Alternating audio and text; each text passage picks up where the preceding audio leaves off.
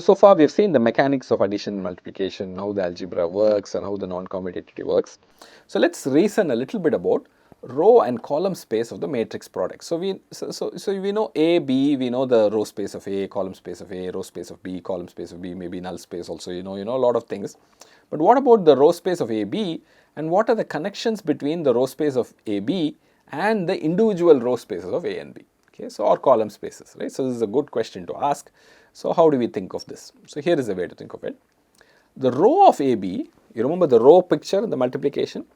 Every row of AB is actually a linear combination of the rows of B, right? Rows of the second matrix, okay? So what does that mean? If every row of AB is a linear combination of rows of B, what will happen to the row space of AB? It has to be contained inside the row space of B, right? Whenever you get any vector in the row space of AB, it's going to be a linear combination of the rows of B, which means it will also belong to the row space of B. So row space of AB is actually, it's contained in the row space of B. So from here you can know the dimension of the row space of AB is less than or equal to dimension of row space of B, but then dimension of row space of B is what we call as rank. So from here you get this very nice relationship, the rank of AB is less than or equal to rank of B.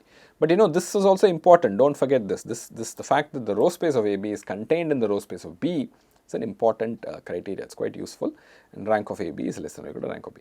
So this kind of reasoning is very linear algebraic. So otherwise if you keep working with matrices and not thinking in terms of spaces and dimension and ranks, you're not doing too much linear algebra. But the moment you start thinking in terms of row space, how the row spaces are contained in each other, why the linear combination works in some way, you're doing linear algebraic thinking.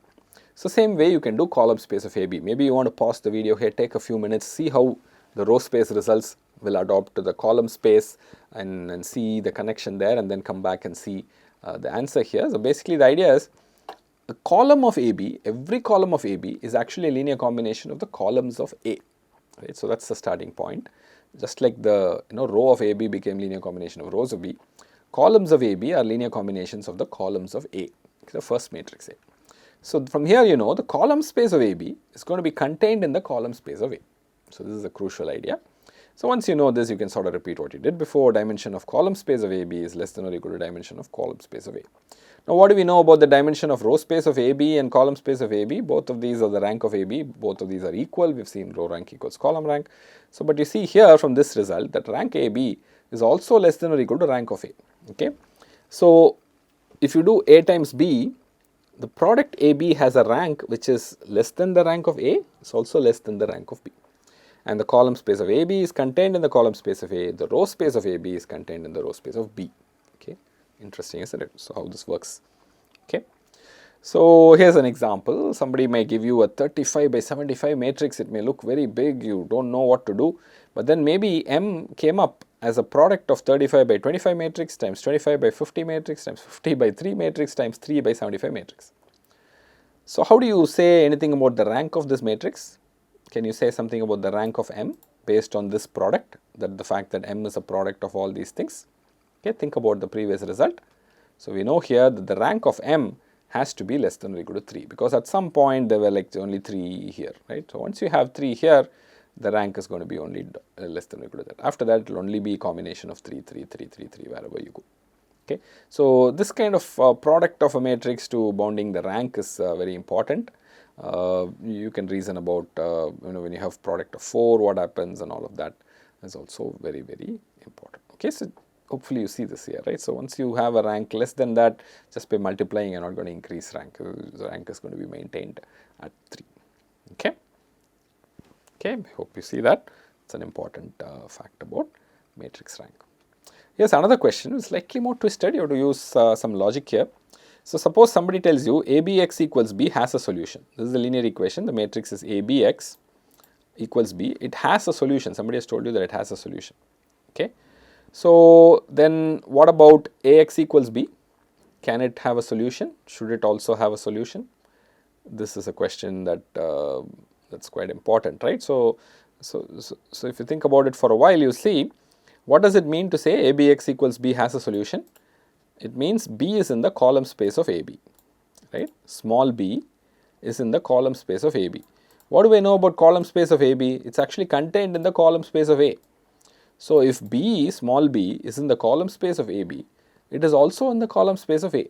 So in this equation, Ax equals B, B is in the column space of A, which means x will always have a solution. So Ax equals B also has a solution.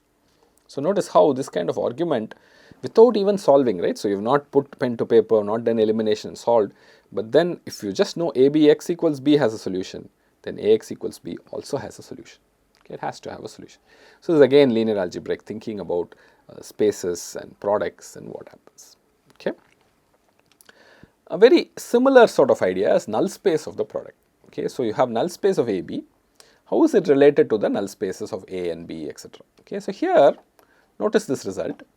If x is such that bx is 0, then if you multiply by a on the left, you will get abx equals a times 0, but that's also 0, right?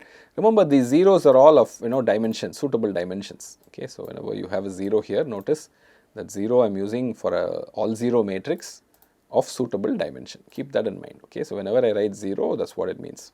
Okay. So bx equals 0 implies abx equals 0. So now what does it mean about null space of AB and null space of B? If you have any vector in the null space of B, right, that's what is the meaning of bx equals 0, then that same vector also belongs to the null space of AB. Okay, right. So this means null space of B is inside the null space of AB. So every vector in the null space is also in the null space of AB. So null space of B is in the null space of AB. So this will mean dimension of null space of B is less than or equal to dimension of null space of AB. So this tells you the nullity of B is less than or equal to nullity of AB. Okay, so nullity of AB is greater than or equal to nullity of B. So it sort of corresponds to the relationship that rank of AB is less than or equal to rank of B. Okay, but it turns out you can't easily relate null space of AB to null space of A. I mean, you could, but I don't want to do it here. It involves a little bit more work, but it's sort of an interesting result as well. Okay, so anyway, this one is true. This is a nice result. Okay, so let's see if we can use all these results to make some linear algebraic judgments about solutions of equation. Okay, somebody tells you bx equals B has infinitely many solutions.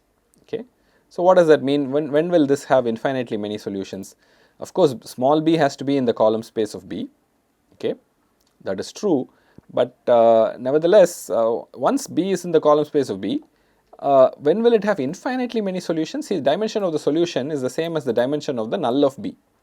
Okay, so if it has infinitely many solutions, null of B is non-empty, right? So null space of B is non-empty. Okay, that is important. Okay, we know null space of B is non-empty. Now the question asks whether ABY equals C, can it have a unique solution? See, maybe ABY equals C can have no solution. No solution is okay, I am not interested in that. Can it have a unique solution? The answer here is no, because null space of AB is non-trivial, it's not 0. Why is that? Because B has a null space which is non-trivial, and null space of B is contained in the null space of AB. So null space of AB also has non-zero vectors, which means null space of AB has dimension at least 1, which means unique solution is simply not possible, right? So solution of dimension of the solution is same as dimension of the null space of the underlying matrix. So that is something we have seen before. So this is not possible. So this is not possible. So notice how the reasoning went. It's a little bit twisted. You have to use all these containments carefully. I'm not saying it's easy, but notice the power of this, right? So without doing any solution, without doing any worry, any actual elimination, this, that and all that, I'm able to reason about how a solution can be. Okay, there are a lot of interesting things like this that happens in linear algebra. Okay. So here is another question. Suppose Bx equals B has a solution. What about ABx equals AB? Okay, so this is also easy to solve. Yes, same solution works. It's quite easy, right? So if Bx is B as a solution, the same solution will also work for ABx equals AB.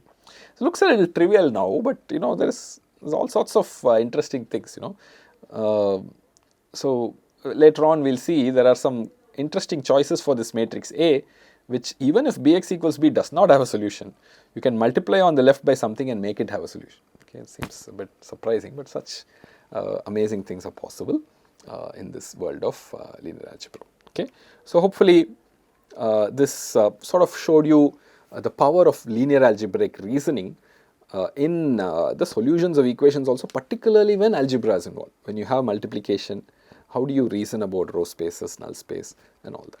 Okay, thank you very much.